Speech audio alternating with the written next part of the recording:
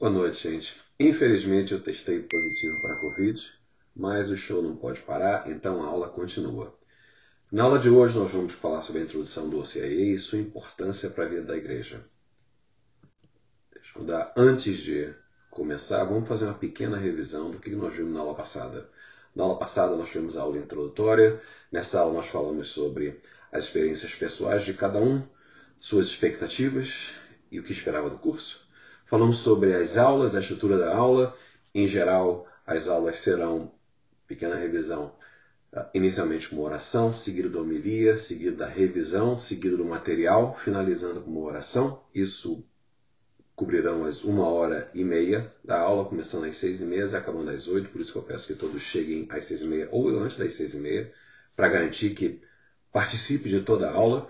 Esse iniciozinho pode não parecer importante, mas participar da oração inicial e participar da homilia permite que você se desconecte. Lembra que nós conversamos? Se desconecta do dia a dia e entre nesse momento em que nós todos vamos viver junto de aprendizado de fé. Critérios de aprovação: são permitidas 5 aulas no decorrer dessas 30 aulas que nós vamos ter. O foco, o material de aula, nós vamos entregar toda a aula, após a aula, um material impresso. Vocês hoje já devem ter recebido as pastinhas, já podem guardar o material da aula anterior. Hoje estarão recebendo novo material, então conforme nós sigamos agora nas próximas aulas, vocês estarão recebendo já o material perfurado, de forma que vocês possam anexar a pasta e terem o material impresso para fazer a sua leitura pós-aula. E o foco, falamos sobre o foco e o objetivo do curso do OCIA, que é totalmente alinhado à tradição. Falamos sobre a tradição, o magistério, as escrituras, e para permitir uma formação completa e autêntica. A ideia é que essa experiência, eu comentei, não é sobre aprender, é sobre se permitir ser transformado.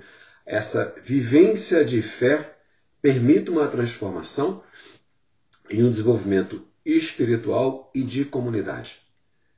Então a ideia é que vocês sintam e vivenciem a fé durante o curso, se integrem à comunidade e a sua vida pós-CIA seja uma vida ativa no corpo místico de Cristo. Tá? Vamos à aula de hoje, então. Nós vamos passar um pouco pelas raízes de OCIA, depois passamos pelas fases do OCIA, o que elas são, os ritos. Então, terminamos com uma visão geral do que nós buscamos junto desse curso alcançar. Raízes históricas. O OCIA, ele, na verdade, começou na igreja primitiva.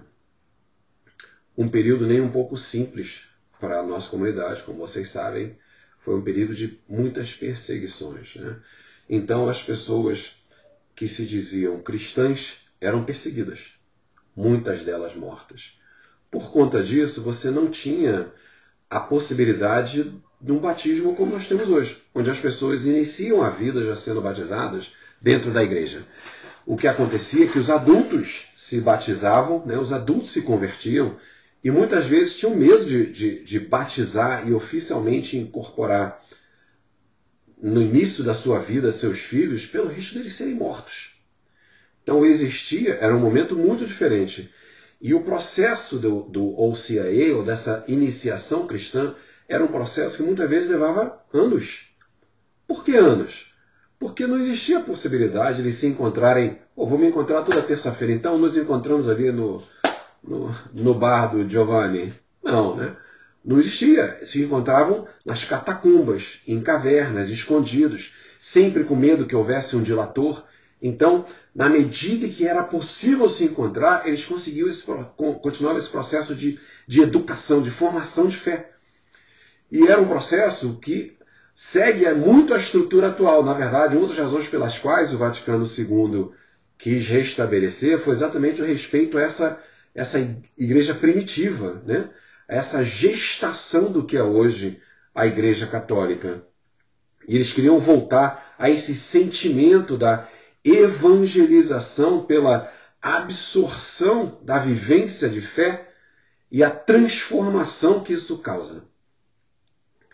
Então, esse processo às vezes levava anos. A pessoa continuava como um pré-catecúmeno, às vezes por muitos anos, até que o mentor, né, o responsável por aquela pessoa, sentisse aquela pessoa realmente tivesse recebido o Espírito, estivesse abraçando a fé de forma verdadeira.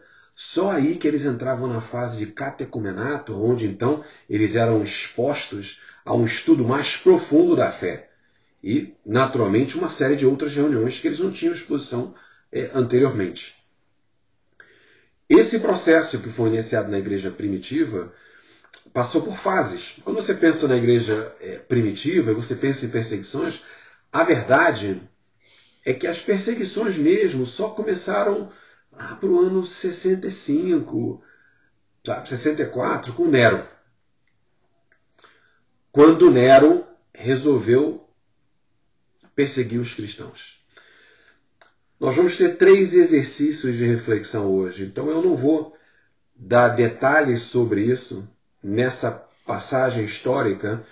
Eu vou rever isso quando for fazer a revisão na próxima aula, dar mais detalhes, mas eu gostaria que vocês, e com o auxílio da Mainara e do Léo e da Flávia, talvez, dependendo da disponibilidade, se eles estiverem em sala de aula, eu gostaria que nessa reflexão vocês me respondessem as seguintes perguntas. 1. Por que as perseguições só iniciaram com Nero em 64, 65? Por que não foi imediatamente após Cristo ter morrido, né? Pelo lado dos romanos, não reconhecendo a ressurreição? Então, para ele, Deus morreu. Por que a perseguição, então, não continuou? Por que os romanos perseguiram os cristãos por alguns séculos? Na verdade, a perseguição só foi terminar por volta de 300. Você terminou mesmo em 313. Nós vamos ver isso com mais detalhes. Mas amansou muito em 305, com a saída de Diocleciano. Então, a saída de Diocleciano foi o momento em que essa perseguição, foi a pior fase da perseguição, foi com Diocleciano. Foi quando foi Décio, mais ou menos uns 100 anos antes de Diocleciano, e Diocleciano, em 305, foram as 2 piores fases. Na verdade, quando a gente fala assim, a perseguição existiu por 250 anos, 300 anos, não é uma verdade absoluta, tá? Momentos de altos e baixos. Algumas eras perseguiam menos, permitiam que os cristãos vivessem em paz. Tivemos os Antoninos, tivemos os Severos, aí veio Décio e Valenciano, uma época mais pesada, de perseguição, mais brava. Quer dizer, começou com Nero, aí deu uma afrouxada, aí vieram a era dos Antoninos, por mais ou menos aí uns 70 anos, depois vieram a era dos Severos, vários imperadores. Na verdade, quando fala-se vários imperadores, eram vários imperadores, porque o imperador que esteve no poder por mais tempo foi Otaviano, que foi o primeiro imperador, o primeiro Augusto. Foram 41 anos. A partir daí, a média era entre 5 e 7 anos. Então, e tiveram imperadores que ficaram meses. Então, acho que o menor tempo foram 21 dias. Uma coisa assim. Então, não era uma coisa assim, o imperador estava lá por 30 anos de perseguição. Não, entrava o imperador, saía o imperador, entrava o imperador, saía o imperador. Então, houve épocas em que teve uma sequência de imperadores que não perseguiam. Não era uma perseguição sistemática. Existia talvez aqui uma perseguição, aqui e ali, uns focos em algumas cidades, mas não era um império perseguindo os cristãos. Então, começou com Nero, aí vieram a era dos Antoninos, vieram a era dos Severos, até então uma perseguição muito branda. Depois veio Décio e Valenciano, que aí foram eras uma perseguição mais pesada, saíram. Aí veio uma era pós-Valenciano também, aí de quase 100 anos de perseguição branda ou quase nenhuma perseguição. E aí entrou Diocleciano, que é foi possivelmente o maior perseguidor de todos, onde as histórias que a gente ouve de pessoas empaladas, tochas vivas e Coliseu, assim, foi muito frequente nesse período, um período muito triste. Mas se parar para olhar, num geral, dos 250 anos, você pode dizer que, sei lá, 90 anos foi de pouca perseguição ou perseguição muito branda e 150 anos, 160 anos de perseguição ativa. Para dar uma ideia, como é que as coisas aconteciam dentro do OCIA? As pessoas primeiro começavam a rezar as missas e se reunir nas catacumbas. Por quê? Porque os romanos respeitavam demais seus mortos. Então os soldados romanos, eles se negavam a ir perseguir os cristãos nas catacumbas. Então os cristãos se reuniam nas catacumbas e muitas vezes os altares eram as lápides dos mártires, onde os mártires tinham sido enterrados. Até hoje, inclusive, você tem a tradição de embaixo, quando se constrói uma igreja, embaixo do altar tem a relíquia de um santo, que já remete da época das catacumbas, onde os altares eram as lápides dos mortos, dos mártires, né? Dos santos e mártires. Então, no período de maior perseguição, eles faziam em catacumbas. Depois, com um pouco, foi se afrouxando, as pessoas começaram a reunir em casa.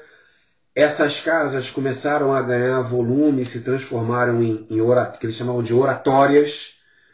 Essas oratórias chegaram a se transformar em pequenas capelas. Na época que Diocleciano entrou, em Roma eram conhecidas cerca de 14 capelas. Capelas, as primeiras estruturas que poderiam ser consideradas igrejas primitivas. Então você vê isso em Roma, né? No resto do Império Romano existiam outras, mas em Roma, né, onde haviam as perseguições, já existiam 14 capelas conhecidas. As pessoas iam às capelas, né? Não acho que era, não saía no jornal, mas as pessoas sabiam onde era. Por quê? Porque esse período pós-Valesiano, esses 100 anos, foram anos onde foi dada alguma permissão para isso. Então as pessoas se sentiram mais à vontade dessa movimentação de sair das catacumbas para as casas, para as oratórias, para as capelas.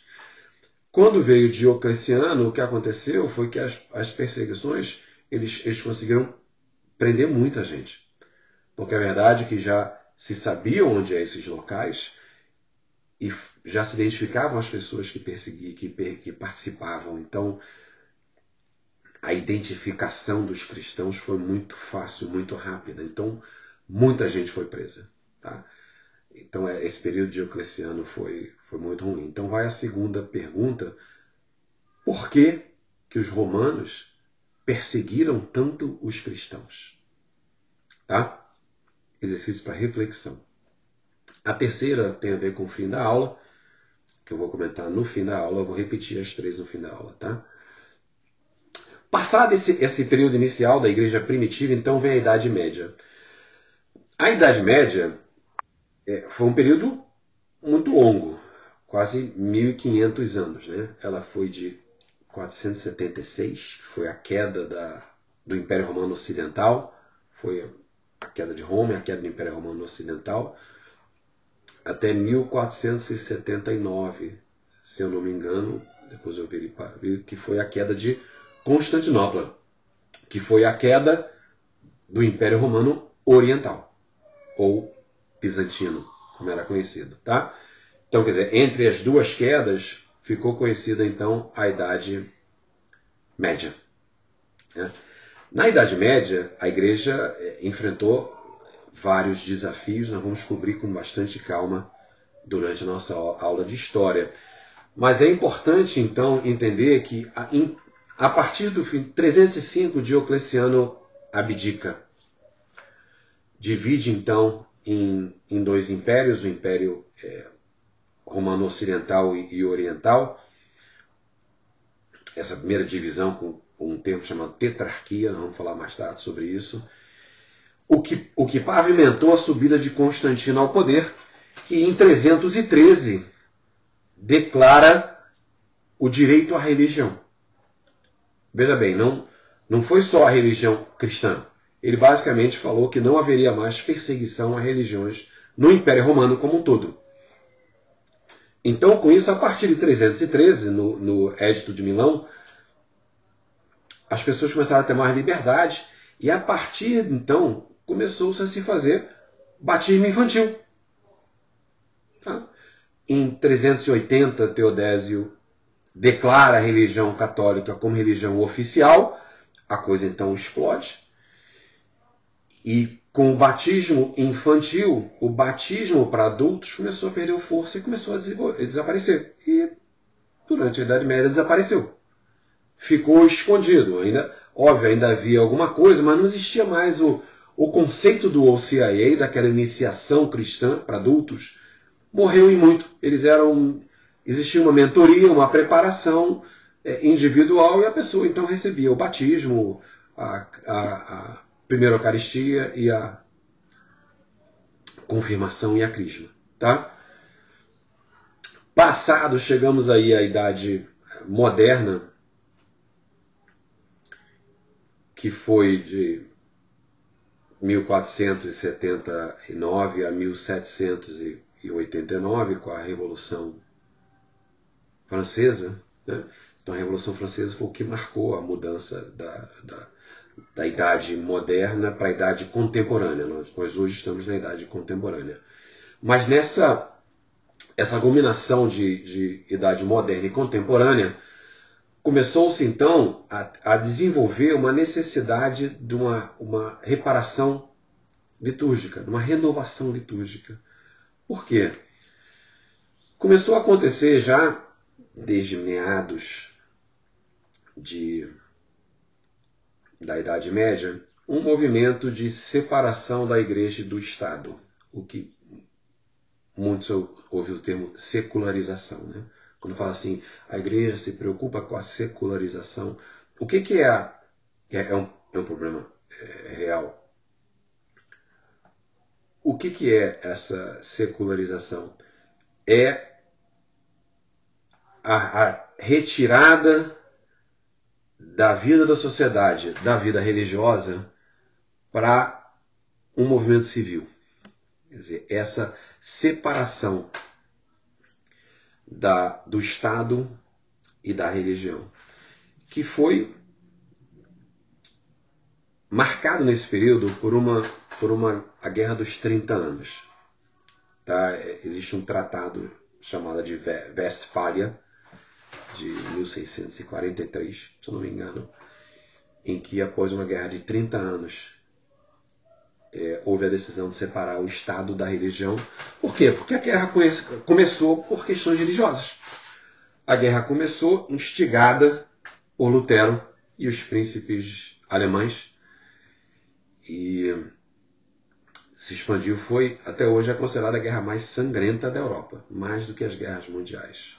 Morreu muita gente.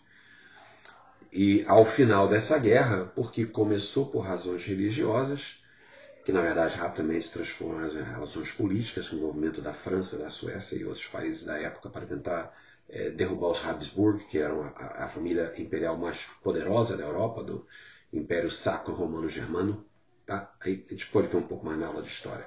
Mas foi um embranhado que começou com uma discussão religiosa, que foi só um estupim, o resto foi política e territorial.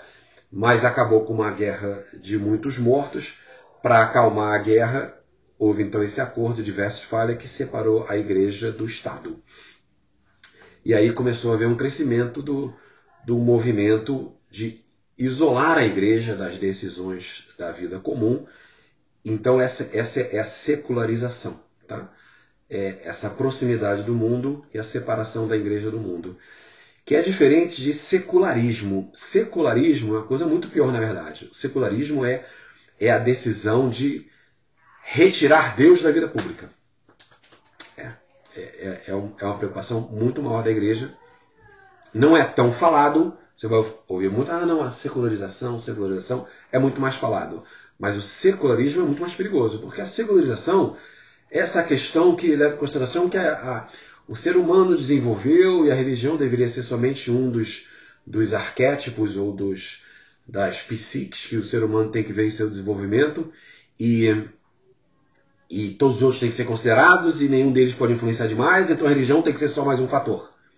É uma atitude nesse sentido. E, obviamente, reforçar a ciência, esse tipo de coisa, para evitar os valores morais da igreja e ajudar uma agenda destrutiva. Né? Mas, até então, eles reconhecem a existência de Deus. Há um debate de afastar Deus porque eles reconhecem. A secularização, não. A secularização é do inimigo das almas mesmo. Retira Deus da conversa. Não se fala em Deus. Então, é uma coisa muito mais séria. De qualquer forma, por que a igreja, na virada do século, e estão falando aí de Leão XIII, sabe, fim de 1800, início de 1900, começou a necessidade dessa renovação litúrgica. Por quê? Porque a igreja começou a diagnosticar algumas coisas. Primeiro, uma apostasia silenciosa. O que é apostasia? Apostasia é essa hipocrisia de fé. Né? É a pessoa que tem fé, mas não tem fé. Já teve fé, mas hoje não acredita tanto. Né? É pior que BGE, o cristão, o católico light, porque às vezes o católico light ele foi light a vida inteira. Ele manteve aquela fé muito superficial, mas foi superficial a vida inteira. O apóstata, né? A pessoa que participou dessa apostasia silenciosa, ela já teve mais fé e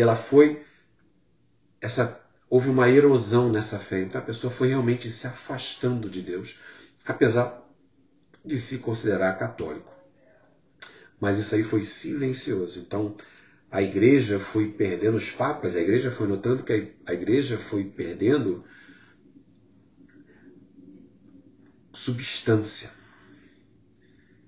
Era muito fina a substância, o depósito de fé da média do católico. Isso era uma preocupação muito grande.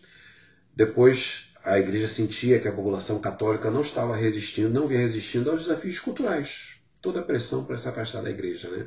Todos os prazeres do mundo, todas as tentações, os estímulos, né, que o mundo traz. Então, houve essa preocupação. E a terceira, a perda de um horizonte transcendental. Tá? Como é que eu posso colocar isso? O horizonte transcendental é a banalização do inferno, basicamente. As pessoas perderam essa visão do céu, da vida eterna, da busca da vida eterna. As pessoas passaram a prestar mais atenção nos estímulos, os benefícios imediatistas para viver bem nessa vida, esquecendo que essa vida aqui são 100 anos perto de toda uma eternidade. Mas ninguém pensa nessa uma eternidade. Por quê? Porque houve uma perda dessa visão transcendente, que transcende essa terra. E também houve a banalização do inferno. Por quê? Se há uma banalização do inferno, esse conceito de céu e terra é só um conceito, eu quero ser uma pessoa boa, mas se eu pecar não chega a ser uma coisa tão ruim. Né? E se eu nem quiser também ser uma pessoa boa, na hora que eu morrer, não levo nada, não trouxe nada, não levo nada, eu vou aproveitar a vida. Essa é a vida, só se vive uma vez. Né? Então, essas coisas, esses ditados começaram a martelar esse conceito de é hoje, é o agora, viva para agora, não viva para amanhã. Né? Para que você esperar se aposentar para juntar dinheiro? Viva a vida agora, viaje. Quer dizer, não crie, não espere por nada, não crie não por nada, não tenha esperança. Então, a igreja identificou que muito claramente isso estava assim prevalente, independente das várias visitas de nossa mãe nos advertindo, o mundo continuou nessa direção.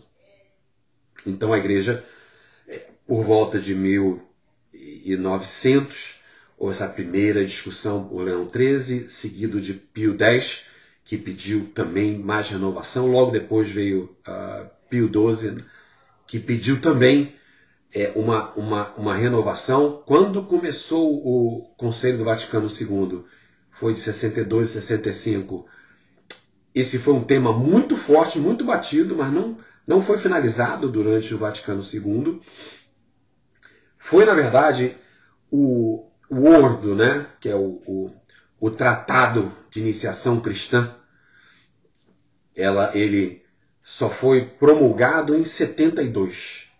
Então você vê que foram 7 anos de trabalho para que se pudessem chegar à conclusão de como é que eles poderiam trazer essa visão, esse respeito à igreja primitiva, né? Os valores do desenvolvimento da santificação através de uma iniciação cristã bem feita, né?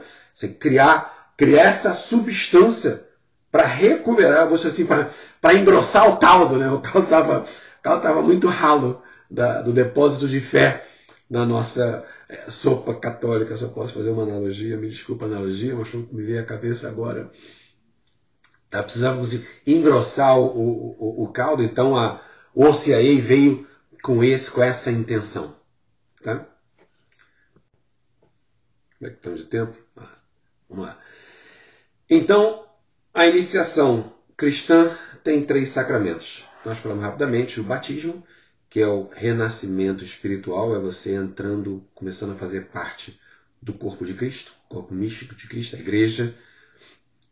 Então esse é o momento em que você passa a ser um filho de Deus, né? Antes disso você é criatura de Deus. Então na hora que você é batizado, você se transforma num filho de Deus.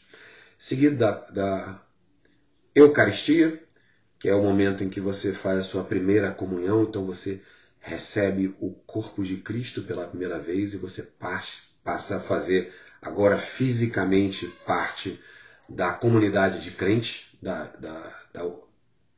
essa comunidade de fiéis, e vem então a confirmação, que é como uma entidade mais madura na fé, você reconhecer que a busca da santidade é a sua busca de vida. Glorificar a Deus é seu maior objetivo. E você tem, então, uma consciência, você é equipado no Espírito Santo. A segunda grande infusão do Espírito Santo acontece na Crisma. E você, então, é equipado a fazer parte da milícia celestial, da igreja, da milícia de Deus, da igreja miliciana, ou a igreja militante, como é chamado. Somos nós, nessa luta aqui nessa terra, contra o inimigo das almas. Então, esses são os 3 sacramentos. O OCIA em si são 4 fases. Nós conversamos sobre o pré-catecumenato. O pré-catecumenato é quando nós fazemos as boas-vindas. Começamos a falar sobre um despertar da fé. Naturalmente, todos vocês já estão nessa jornada, alguns um pouco mais do que outros. Esse despertar já aconteceu. Nós vamos ter uma aula só sobre o querigma. Vai ser muito interessante falar sobre isso. Até pela diversidade da turma, vai ser muito interessante ver os pontos de vista do querigma nesse ponto. Mas o iniciar, é desenvolver essa capacidade de iniciar, de ouvir a voz de Deus. Tá? Esse é o pré-catecumenato. Nós então passamos pelo rito de entrada ou o rito de boas-vindas, né? Qual a diferença? Se você não foi batizado, é o rito de entrada, que você está iniciando esse caminho. E o rito de boas-vindas é para os batizados. Já passaram por esse processo inicial de despertar, porém agora estão entrando no processo de catecumenato. Mas eles não são chamados de catecúmenos, eles são chamados de candidatos. O catecumenato mesmo, se você passar, é para quem não foi, porque ele está tendo os 3 sacramentos. Começa como um inquiridor, todos, viram um catecúmeno durante o catecumenato, vão virar eleitos e vão virar neófilos mais na frente. Mas os batizados, os nomes formais, não vamos ficar chamando ninguém desses nomes, mas os nomes formais é que o batizado se transforma em candidato, continua candidato até virar neófilo, que é o novo fiel. Né?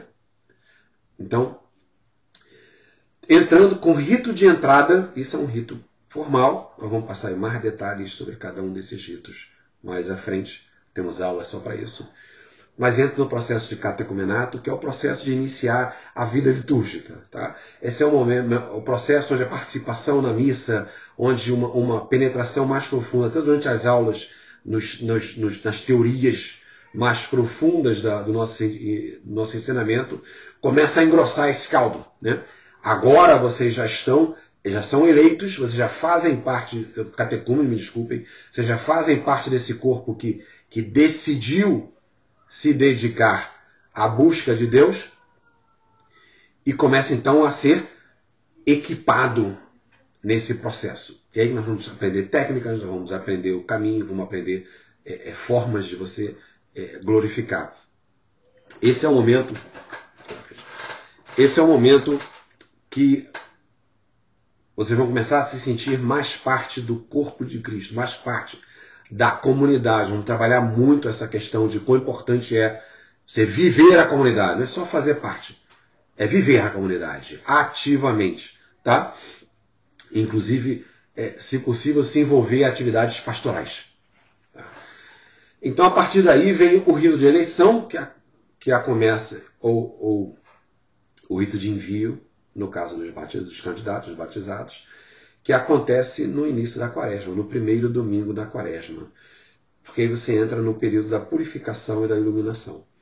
Esse é um período de reflexão e purificação. E nesse período nós vamos passar por vários exercícios, que são escrutínios, nós vamos entrar em mais detalhes na preparação para esse período. Temos uma aula de preparação para que possa ser feita essa reflexão e purificação da melhor forma possível. Mas é também chamado de iluminação, porque essa altura do campeonato, lembra que nós falamos sobre a questão da transformação, uma experiência vivencial de fé durante o curso? Essa altura do curso, essa transformação já terá começado. E essa transformação, ela vem através de uma iluminação divina. Nesse período de purificação, no período da quaresma, é um período de muita luta, porque um processo de reflexão é onde o inimigo não quer que você esteja, reflexão e aprofundar a sua fé. Desculpa. Reflexão e aprofundar a fé, mas é um momento em que você já não é mais uma pequena antena, você já é uma grande antena. Você já está sendo capaz de receber muitas dessas graças, dessa iluminação divina. Então esse é o momento da iluminação, porque você está refletindo, vivendo mais profundamente a fé, se purificando e se iluminando da luz divina. Essa é a quaresma, termina com a vigília. Após o fim da vigília, então, vem a mistagogia, que é esse período pós-sacramento. No caso de vocês não vai ser ainda, o sacramento de vocês vai ser recebido após o fim do curso. A data a ser confirmada, se for igual ao ano passado, vai ser em novembro. Então, próximo novembro, não esse, o próximo novembro, tá? Então, nesse período, nós conversamos sobre como é que vai ser as experiências, né, desse período de quaresma e como é que vai ser a vida pós-OCIA.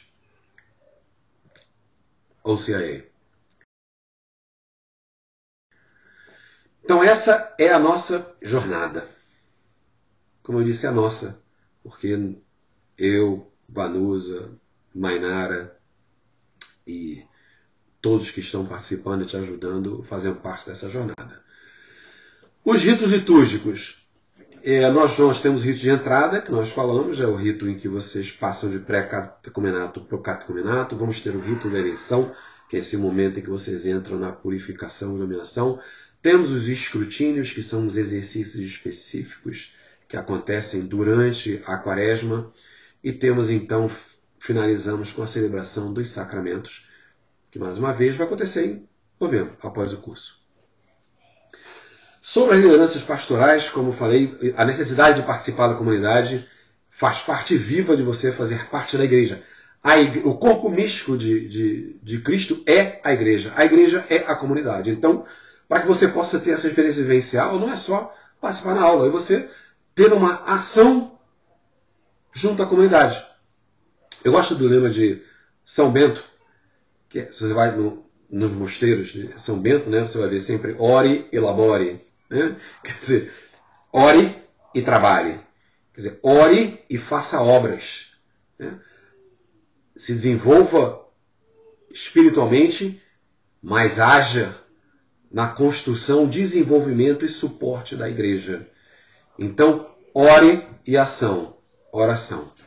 Então, a oração não é só rezar.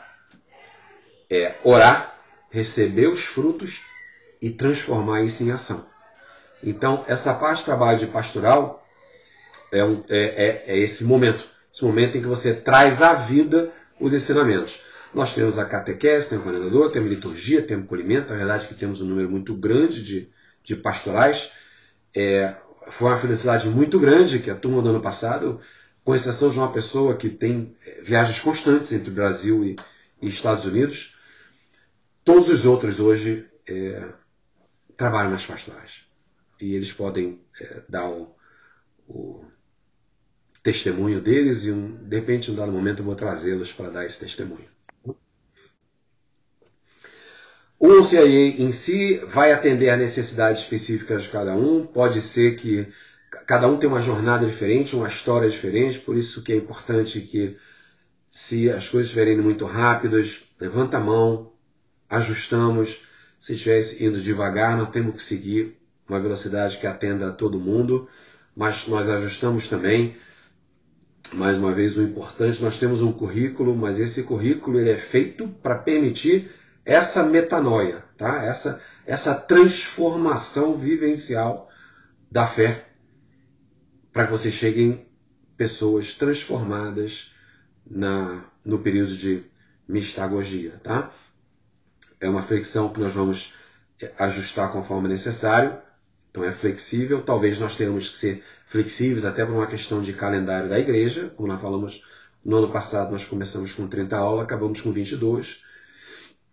Esse ano estamos com 33, na verdade, eu guardei 3 de buffer, né? 2, mas tem uma que está de buffer também, então se for preciso a gente abrir mão de algumas aulas, não afeta, num geral, o calendário, mas só algumas aulas flexíveis que eu coloquei, que eu acho interessantes, mas poderiam ser retiradas sem afetar aquela lógica, porque lembra, existe uma lógica evolutiva, nós vamos sempre passar numa aula, nós falamos sobre um conceito, por exemplo, essa aula eu falei sobre o conceito da história, nós vamos ter uma aula de história específica. Essa aula eu falei sobre o conceito dos 3 sacramentos, nós vamos ter uma aula só sobre os 3 sacramentos. Então, nós damos o conceito maior em aulas, passamos por comentários em aulas seguintes, então tem uma aula que leva isso mais profundamente, de forma que vão a uma evolução do conhecimento, do sentimento, da familiaridade com cada um desses termos, com cada um desses conceitos. Essa é a ideia. Então, tem uma coluna vertebral das aulas desse curso que nós não podemos abrir mão de forma alguma, porque constrói essa evolução nessa experiência vivencial de fé. Tá? E tem outras aulas que a gente sabe que são interessantes, produzem um conhecimento maior, uma curiosidade maior sobre o nosso depósito de fé, permite sentir um gostinho de cada um dos vários aspectos da nossa igreja, que as pessoas vão ter interesses em áreas distintas, e a ideia é que vocês façam um estágio em cada um desses conceitos, para que vocês possam então definir as áreas que vocês tenham vontade de investir mais profundamente. Tá? Esse OCIA inteiro será um compromisso pessoal de oração, o desenvolvimento de uma vida de oração, porque é o que vai permitir escutar a Deus. Lembra que o início de escutar a voz de Deus começa no pré-catecumenato e se desenvolve até o momento que você está sendo iluminado por Deus, já na quaresma. Então, esses meses todos, esse período de transformação, a vida de oração é fundamental para isso.